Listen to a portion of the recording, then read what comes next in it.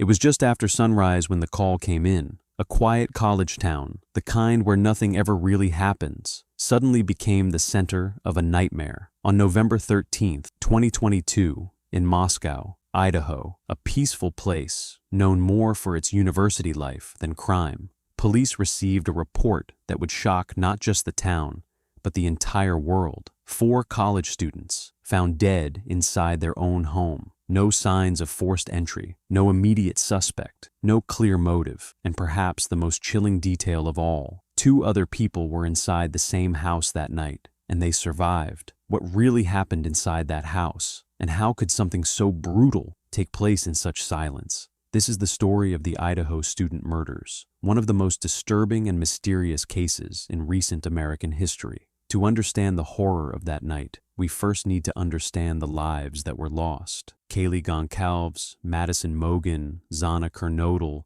and Ethan Chapin were not just names in a headline. They were young, full of energy, and at a stage in life where everything feels possible.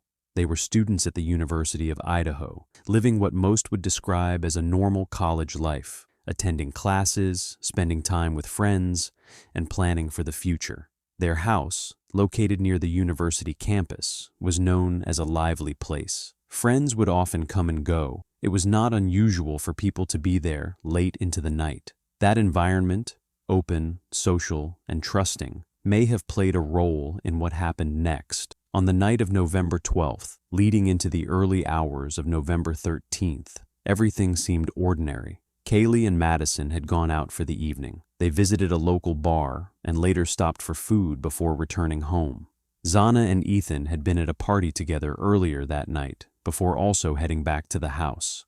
By around 2 a.m., all 4 were inside. It should have been the end of a normal Saturday night, but somewhere in the darkness, someone else was watching. Sometime between 4 a.m. and 4:30 a.m., according to investigators, the attack began. The killer entered the home quietly. There was no loud break-in, no shattered windows, nothing that would immediately alert the entire house. What followed was a series of brutal, targeted attacks carried out with a knife. Each victim was attacked while they were inside the house, some likely asleep, others possibly awake. The details that later emerged painted a horrifying picture, one of close contact, intense violence, and a terrifying level of control. And yet, incredibly, 2 roommates on the lower level of the house were not killed. One of them later told investigators that she heard unusual noises during the night, what sounded like movement, possibly crying, and even a male voice saying something like, "It's okay, I'm going to help you." At one point, she opened her door and saw a figure, dressed in black, wearing a mask, walking past her. She froze. The figure walked out of the house, and just like that, he was gone. She locked herself in her room, and the house fell silent again. Hours passed. No one called the police immediately. It wasn't until late the next morning, around noon, that a call was made reporting an unconscious person. When officers arrived, they quickly realized this was far more than a medical emergency. Inside, they found 4 victims. The scene was so disturbing that even experienced investigators were shaken. News of the murders spread quickly. A small town that had rarely seen violent crime was suddenly at the center of a national story. Fear spread through the community. Parents called their children, urging them to come home. Students avoided going out at night. Doors were locked more carefully than ever before. But the biggest fear was this: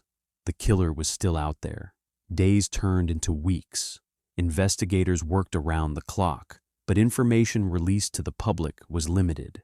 There was no murder weapon found at the scene. There was no immediate suspect identified. Rumors began to spread online. People speculated about everything, from jealous relationships to random attacks. Social media became flooded with theories, some of them wild, others deeply personal and harmful. But behind the scenes, investigators were building a case. They collected forensic evidence, including DNA. They reviewed surveillance footage from the surrounding area. They tracked movements, patterns, and possible vehicles seen near the house around the time of the murders. One detail stood out. A white Hyundai Elantra had been spotted near the scene. That vehicle became a key focus. Authorities asked the public for help in identifying it. Then came a breakthrough. Using DNA evidence recovered from a knife sheath found at the scene, combined with genealogical research techniques, investigators were able to narrow down a suspect. The name that emerged shocked many: Brian Kohberger, a graduate student studying criminology, someone who was, in fact, studying how crimes are committed and how criminals think. He was pursuing a PhD in criminology at Washington State University, located just a short drive from Moscow, Idaho. To many, it seemed almost unbelievable. How could someone studying crime become the center of such a horrific case? Investigators began tracking him more closely. They linked his phone data to the area around the victim's home on multiple occasions before the murders. They also found that his car matched the description of the white vehicle seen near the scene. In late December 2022, Kohberger was arrested at his family home in Pennsylvania. He was taken into custody and later extradited to Idaho. The arrest brought some relief, but not closure, because even with a suspect in custody, many questions remained unanswered. Why these victims?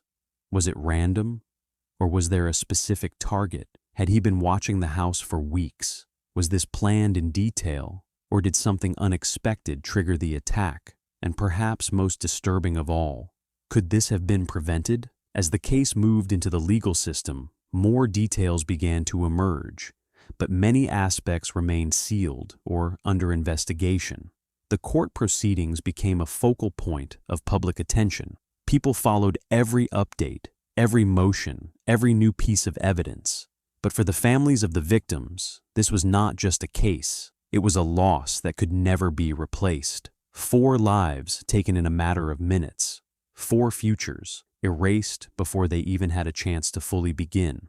The story of the Idaho student murders is not just about a crime. It is about vulnerability, about how quickly normal life can turn into tragedy, and about the unsettling reality that sometimes danger does not come with warning signs.